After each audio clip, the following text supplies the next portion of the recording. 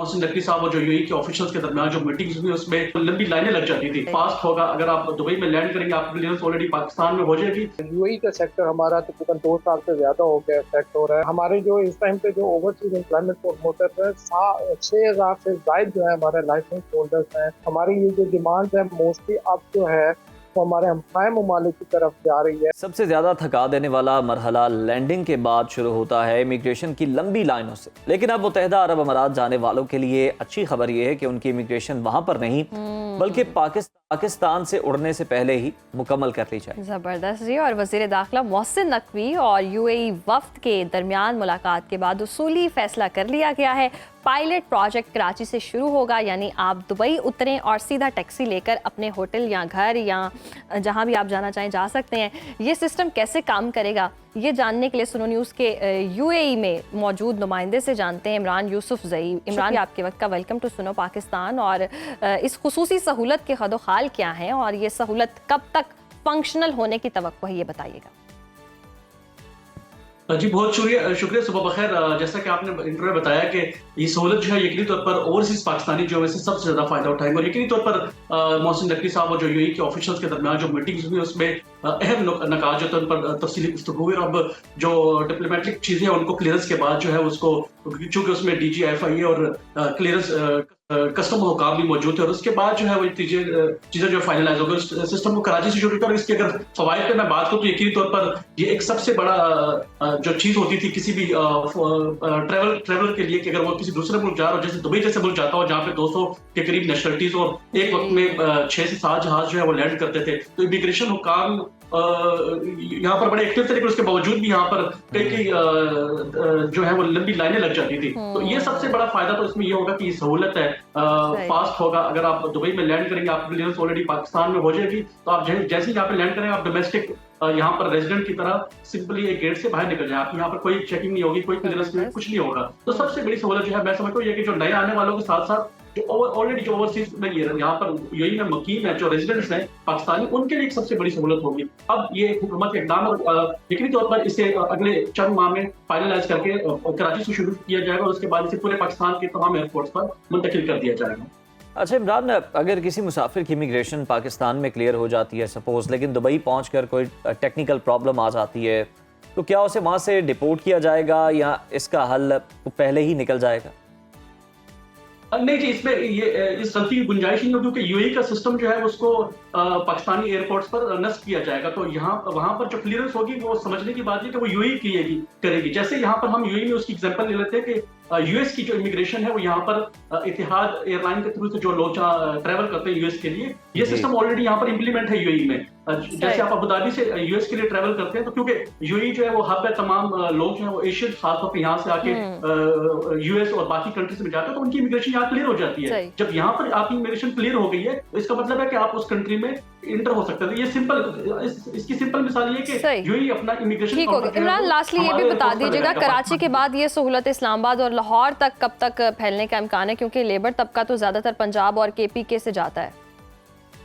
जी बिल्कुल, ये मीटिंग में ये चीजें डिस्कस हुई कि कराची के फौरी बाद, क्योंकि कराची में उनका कॉन्सुलेट और वहाँ पर वो काफी एक्टिव है, तो वो चाह रहे हैं कि वहां से एक्टिव करने के बाद फिर न सिर्फ पेशावर और इस्लामाबाद बल्कि मुल्तान और जो सियालकोट एयरपोर्ट है वहां पर भी ये चीजें नस्ब करने की बातें की जा रही है। तो यकीनी तौर पर एक बड़ी तादाद में लोग जो है वो इस तमाम और ये उस तमाम चीजों का तसल्सल है जहाँ पर ये वीजों के मसाइल की बात की जा रही थी, तो उस चीजों को हल को उसकी मेरा ख्याल हल की तरफ जा रहा है। बहुत जल्द पाकिस्तानियों को मजीद खुशखबरी जो है बिल्कुल पाकिस्तान को इसका फायदा होगा और मजीद आसानियाँ की जा रही हैं और आने वाले दिनों में ऐसी अच्छी खबरें और भी सुनने को मिलेंगी। और इमरान, बहुत शुक्रिया आपके वक्त का, आपने इस अहम डेवलपमेंट से मुतालिक अपडेट्स हमें की हैं और यकीनन लोगों को बहुत ज़्यादा मुश्किलात पेश आ रही थी। रिसेंटली अगर हम देखें जो ट्रैवल करना चाह रहे थे यूएई दुबई, तो अब जनाब ये जो सहूलत है इससे वो बआसानी ट्रैवल कर सकते हैं और दूसरी तरफ लगना पड़ेगा। हाँ, कतारों में नहीं लगना पड़ेगा। और दूसरी तरफ अगर हम देखें तो जनाब अगर हम जाने वालों की बात कर रहे हैं तो पाकिस्तानी नौजवान जो कि अपना घर बार बेचकर, जेवर गिरवी रखकर, कर्ज लेकर जनाब बैरून मुल्क जाने का ख्वाब देखते हैं, लेकिन कुछ काली भेड़ें उन ख्वाबों का सौदा कर रही हैं। ब्यूरो ऑफ इमिग्रेशन एक ही हफ्ते में 9 बड़ी रिक्रूटिंग एजेंसीज के लाइसेंस मनसूख करती है। और वजूहात जो हैं वो चौंका देने वाली हैं। जाली दस्तावेज़ात, गैर कानूनी फ़ीस और सालों तक किसी एक बंदे को भी बाहर ना भिजवाना। सवाल ये है कि लाइसेंस तो मनसूख हो गए, लेकिन ये गरीब लुट चुके हैं और इनकी दादरसी कैसे होगी, इस पर बात करते हैं अदनान पराचा साहब से, जो साबिक vice chairman overseas employment association है। वेलकम टू सुनो पाकिस्तान। बहुत शुक्रिया अदनान साहब आपके वक्त का। एक ही हफ्ते में इतनी बड़ी तादाद में लाइसेंस मनसूख, क्या ये मामूल की कार्रवाई है या संगीन खिलाफ वर्जियों के बायस या कोई इंतहाई कदम उठाना पड़ा इस पर? जी बहुत देखें, ब्यूरो ऑफ इमिग्रेशन की जानिब से जब भी ऐसी कोई कार्रवाई की जाती है तो प्रॉपर एक मैकेनिज्म है। उसमें कोई भी ओवरसीज एम्प्लॉयमेंट प्रमोटर है, उसके खिलाफ कोई भी अगर कंप्लेन होती तो वो उस कंप्लेन के लिए उसको लेटर्स इशू किए जाते हैं, उसको मौका दिया जाता है कि वो आके अपने उस कंप्लेन के जवाब दाखिल कर सके। तो उस प्रोसेस को मुकम्मल करने के बाद अगर किसी स्टेज पे अगर ब्यूरो ऑफ इमिग्रेशन को या हुकाम बाला को ये महसूस होता है कि ओवरसीज एम्प्लॉयमेंट प्रमोटर गिल्टी है, तो डेफिनेटली उसके बाद शो कास्ट के बाद उसके लाइसेंस की मिलती है। यहाँ तक तो बात बहुत अच्छी है, लेकिन इसको हम अगर ब्रॉडर सेंस में देखेंगे तो ब्रॉडर सेंस में हमें ये देखना पड़े कि इस स्टेज पे ओवरसीज प्रमोटर आता क्यों है। उसमें 100% गलती ओवरसीज एम्प्लॉयमेंट प्रमोटर की नहीं थी। उसमें बहुत से ऐसे केसेस देखने में आए जिसमें बैरून मुल्क हमारी जो मैन पावर है उनसे रिलेटेड जो प्रॉब्लम है वो हमारी यूथ से रिलेटेड होता है, जिसका इफेक्ट जो है हमारे ओवरसीज एम्प्लॉयमेंट प्रमोटर पे पड़ता है।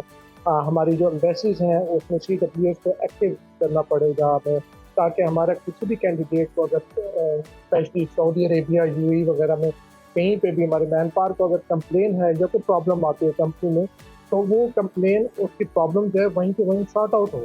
अगर वो सॉर्ट आउट नहीं होगी और वो वापस अपने मुल्क वापस आ जाएगा तो वो उसके लिए बहुत आसान होता है किसी भी यूथ के लिए कि वो एक रिटर्न कंप्लेन दाखिल कर दे और ओवरसीज एम्प्लॉयमेंट प्रमोटर को कटहरे में खड़ा कर देता है। तो इसमें बहुत ब्रॉडर सेंस के अंदर बहुत सारी चीज़ें हैं, इफ एंड बट्स हैं जिनको देखना पड़ेगा। बिल्कुल, बहुत सारी चीज़ें हैं जिन्हें देखना ज़रूरी एनालाइज करना चाहिए। अदनान साहब ये बताइएगा कि बरादर इस्लामी ममालिक अगर हम देखें सऊदीया और UAE की जानिब से पाकिस्तानी वर्क वीज़ास में बहुत ज़्यादा सख्तियाँ की गई, क्या उसकी बड़ी वजह हम कह सकते हैं कि यही एजेंसियाँ हैं जो कि अगर हम देखें कि अनस्किल्ड बंदे भेजकर पाकिस्तान की बदनामी का बायस बन रही थी? नहीं है। आप स्पेशली अगर एक मिसाल लें तो UAE का सेक्टर हमारा तकरीबन 2 साल से ज़्यादा हो गया इफेक्ट हो रहा है, और मैं 12 दरख्वास्त कर चुका हूँ हर प्लेटफॉर्म पे कि खुदारा UAE गवर्नमेंट के साथ बात की जाए। हमारा जो एम्प्लॉयमेंट का बिजनेस है जो कि हमारा 2.25 लाख वर्कफोर्स तक चला गया था, उस दौरान अगर कोई किसी भी एजेंट ने या किसी ने भी विजिट एम्प्लॉयमेंट का काम किया था, या उस दौरान जो कोविड के बाद एक टाइम फ्रेम आया था जिसमें एक दुनिया खुली थी और लोगों ने उसको मिसयूज किया, हमारे यूथ ने भी मिसयूज किया था, तो उनको करार वाकई सजा दे। आज भी वो सजा देना पॉसिबल है, उन लोगों को हम सजा भी मिल सकती है। लेकिन हमारा UAE का सेक्टर जो 2.25 लाख वर्कफोर्स का है और 2 लाख वर्कफोर्स गई थी, वो हमारे ग्रेजुअली कम होके 2025 में हमारा 40-45 हज़ार पे आ गया। तो 40-45-50 हज़ार पे क्यों आया है हमारे? क्योंकि UAE का सेक्टर ऐसा है जहाँ पे वाइट कॉलर और ग्रे कॉलर जॉब ज़्यादा अवेलेबल है, और वहाँ पे हमारी जो पढ़ी लिखी यूथ है वो ज़्यादा इंजेक्ट होती है। हमारी सऊदी अरेबिया में हमारी कंस्ट्रक्शन वर्कर्स ज़्यादा इंजेक्ट होते हैं। तो हमें ये देखना पड़ेगा कि हमारे जो सेक्टर अफेक्टेड है उनके पीछे हमारी मैक्रो लेवल की प्रॉब्लम तो है, जो माइक्रो लेवल की प्रॉब्लम जो हमारे ओवरसीज एम्प्लॉयमेंट प्रमोटर यहाँ पे फेस कर रहे हैं पाकिस्तान में, जिसकी वजह से जो 25 से 30% कॉस्ट बढ़ गई है लड़के के जाने की वजह से। 12 हमें तो सिर्फ ये देखना पड़ेगा पहले कि आपकी जो मैन पावर यहाँ से पाकिस्तान से बाहर जा रही है वो हमारे लिए लायबिलिटी है या हमारे लिए एसेट है। मुख्तलिफ फोरम पे हमारे ऑनरेबल प्राइम मिनिस्टर साहब, हमारे ऑनरेबल फील्ड मार्शल साहब, उन्होंने 12 कहा है कि ये हमारे ओवरसीज पाकिस्तानी जो है हमारे माथे का झूमर है, हमारा एसेट है, हमारा सरमाया है, हमारे ब्रांड एम्बेसडर हैं। और दूसरी जानब हमारे जो सोशल मीडिया है उस पर एक नेगेटिव कैंपेन्स भी चलती है कि जी ब्रेन ड्रेन हो गया या वो हमारे ओवर पाकिस्तानी जो है बाहर भाग रहे हैं, जा रहे हैं। तो आप ये देखेंगे रेमिटेंसेस जो आ रही हैं $20 अरब, $18 अरब से $40 अरब तक चली गई हैं, तो ये पॉजिटिव साइन है पाकिस्तान की तरक्की के लिए।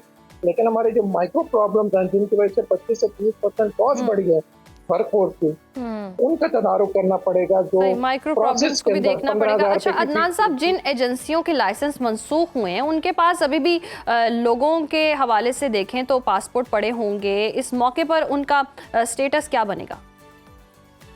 देखिए, उसमें ब्यूरो ऑफ इमिग्रेशन है, FIA है, वो बिल्कुल कार्रवाई करेगी, और अगर जो उनके पासपोर्ट वगैरह वो एजेंसीज में होंगे वो रिकवर भी होंगे, और जो पैसे वगैरह हैं जो किसी कैंडिडेट के अगर किसी भी एजेंसी ने देने हैं तो वो भी रिकवरी FIA और मुतलका अदारे उसको पॉसिबल बनाएंगे। ये तो एक नॉर्मल सिनेरियो है।